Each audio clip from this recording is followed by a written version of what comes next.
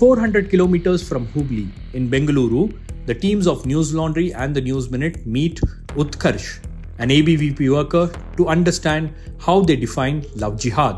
This is a very clear thing, because when you look at love jihad cases, when you closely observe, it all takes place when a woman fails to accept his love in the name of religion. She'll be murdered, she'll be threatened, she'll be butchered. The only thing she can escape is to convert to Islam. In 2023, according to one report, nearly 60 women have been killed in the name of religion, starting from Delhi to the corner of Kanyakumari. Are you talking about Shraddha? Can you call that love jihad? Because they were living together, they knew each other, it was a live-in relationship, and then he murdered, a very brutal murder.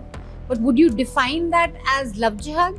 See, the thing is, if both are living in a relationship, it is not a problem. But problem comes when you're forcing something. When she's not accepting to be with you because of some personal issues, it is totally left to them. But you have completely butchered into 35 pieces. According to reports, Shraddha was completely murdered into 35 pieces. Yeah. She was kept in fridge. So this is what is love jihad. See, love jihad is all about the mindset. It is not about the religion or whatever it is. It is about the mindset of one particular community, the extremist thinking. In the name of religion, you have to convert. There is no other way. As a woman, I wonder, since 22, let's say from 20 to 23 onwards, there are at least 5 such cases that I can talk about in Karnataka, forget across the country, where a man has stalked a young woman and either she has rejected or it's not even gone that far and he's killed her in a very brutal way. This is a concern for all women. All women. But those cases have not been taken up so strongly by students, by BJP or affiliate organizations. In this case, because the perpetrator is a Muslim and the woman is a Hindu, it's been taken up. In other cases, why were you not so proactive? No, we are very active in most of the cases, because I can give you an example. In Presidency University, a girl called Layasmita was killed by whatever relation she had. Yes. We were the first one to protest. So who was the perpetrator in that case? He was a Hindu, to be very honest. So we don't have this discrimination of Hindu, Muslim. It is only the mindset which we are very concerned about. Do you know the case of in JP Nagar only? There has been a case where a man, 44-year-old man, Suresh, Yes. he stabbed a young Muslim woman. She's 22. He told her that he's unmarried, and she later found out that he has 2 children. So he called her to the park to meet one last time, and in that park he stabbed her to death. Muslim woman, and the man is Suresh. Would you call this extremist mindset love jihad? Like, would this also fit into the love jihad definition? It is definitely what he has done is wrong. It is totally wrong. But the thing is, what the incident has happened, it is not something which has happened in the name of religion. He didn't want her to convert. It is because of some personal issue.